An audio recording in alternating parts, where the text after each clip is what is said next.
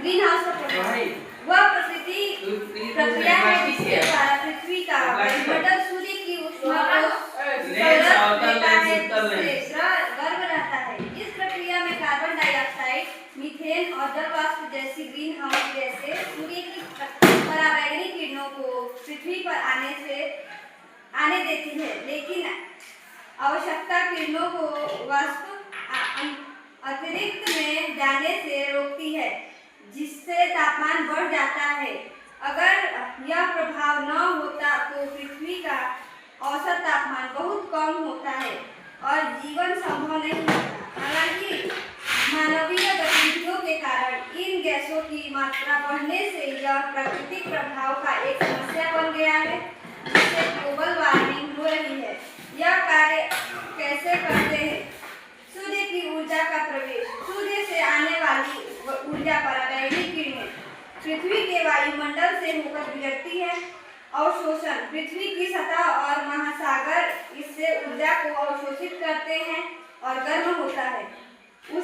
ऊष्मा का उत्सर्जन। गर्म पृथ्वी फिर से आवश्यकता विकिरण के रूप में ऊष्मा को वायुमंडल में वाष्प भेजती है। ऊष्मा का फंसना। ग्रीन हाउस गैसें जैसे कार्बन डाइऑक्साइड, मीथेन और जल वाष्प इन अवकरत किरणों को अवशोषित कर लेती है और इन्हें वाष्प पृथ्वी की ओर भेज देती है।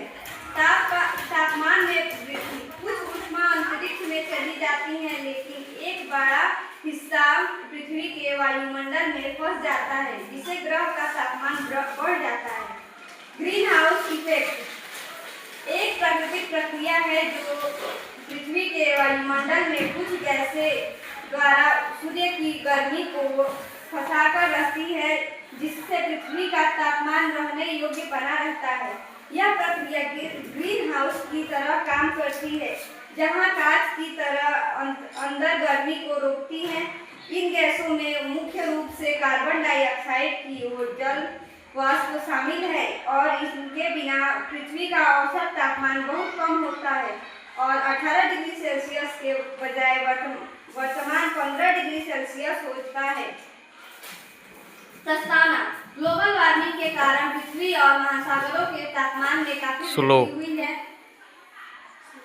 ग्रीन हाउस गैसों के द्वारा अवकरत किरणों अवशोषित और उत्सर्जित किए जाता है तथा किरणों को वायुमंडल में रोक कर रखा जाता है, जिससे उत्पन्न गर्मी द्वारा पृथ्वी का तापमान बढ़ता है। ग्रीन हाउस प्रभाव और ग्लोबल वार्मिंग।